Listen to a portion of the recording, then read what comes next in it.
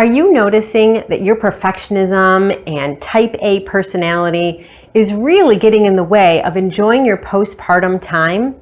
Today's video, I'm going to talk about the problems that come up with that perfectionism, both in postpartum and in motherhood. Here we go.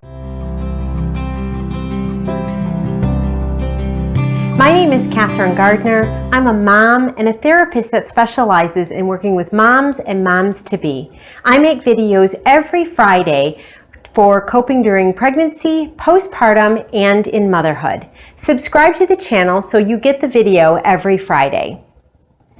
You may consider yourself a perfectionist, or others around you may tell you that you have really high standards and that you're a perfectionist. There are so many positives to being a perfectionist and having really high standards, being a very high achiever. You do well at home and in the workplace, setting goals and being a planner. You're able to be organized and strive for very high standards. In that, it also can give us some of our setbacks. What I've noticed postpartum for myself and so many of the moms that I see during counseling is that it is the exact lens that really leads us to some problems and anxiety and stress.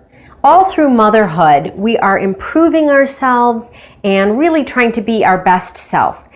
We use our perfectionism as a way to feel good about what we are doing, and we like the positive feedback that we get.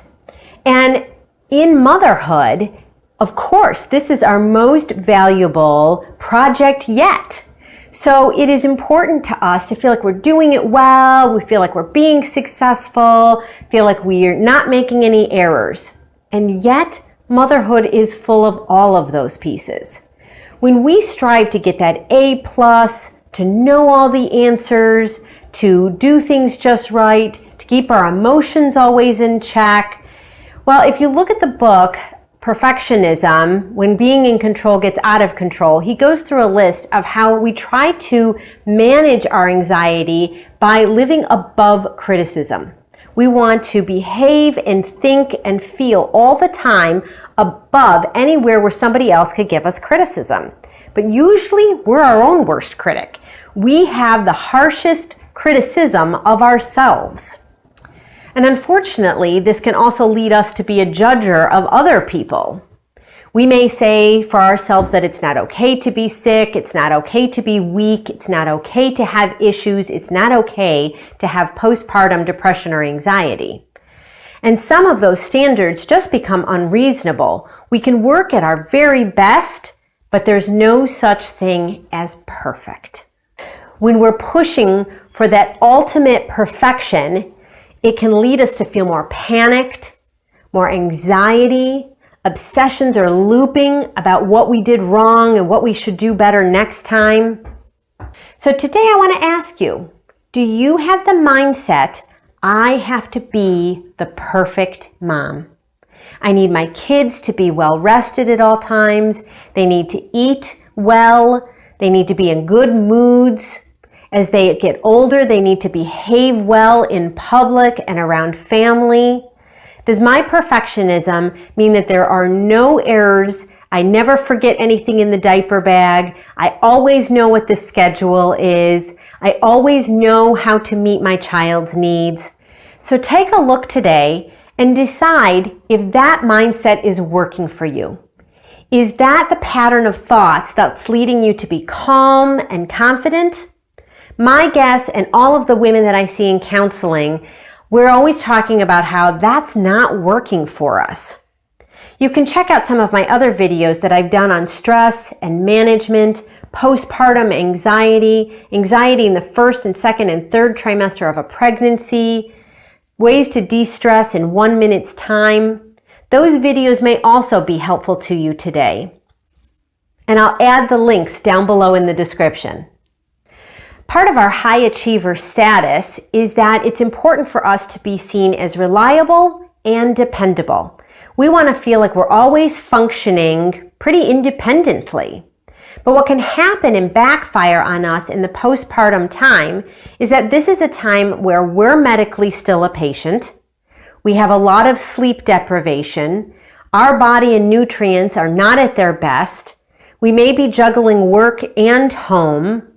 And it's a time where we're going to need a village. We're going to need a team of people to be able to help us. And that can be uncomfortable for us in our perfectionism. If you're returning to work or a career, you may notice that you're upset by not being at your usual A+ status. You may wish that you were still working at a functioning level that was highest and strongest on your team.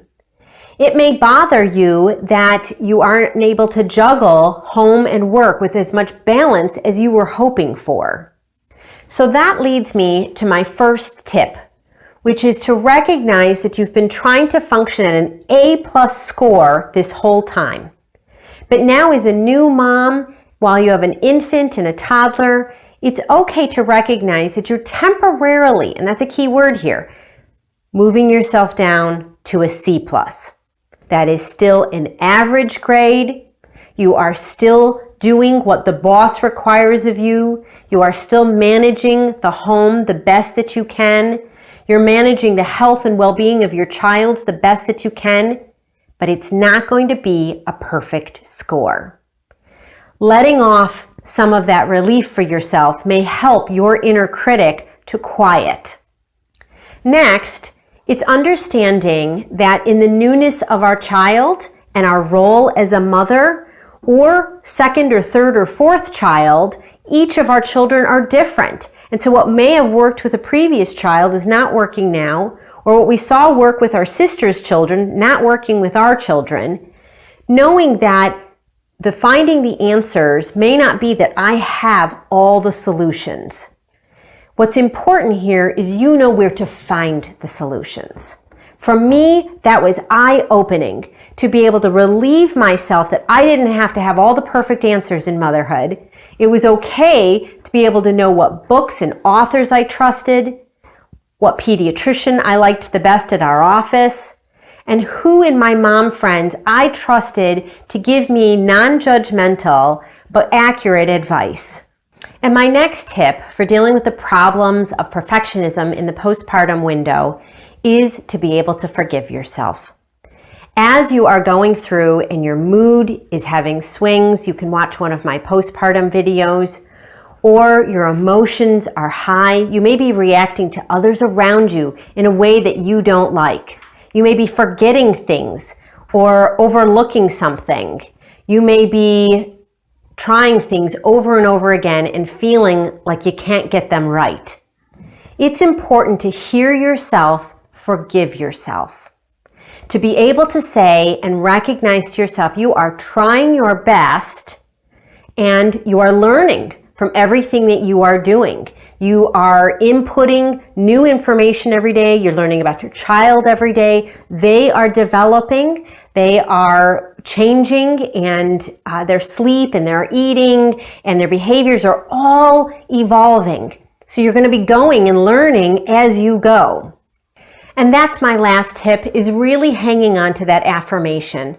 That as you are forgiving yourself and you're taking in new knowledge, you're going to those resources that you trust most.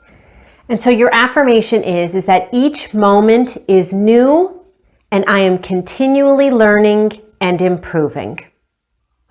As you hear that and repeat that to yourself, that has a message of grace and calmness that's going to improve your internal confidence.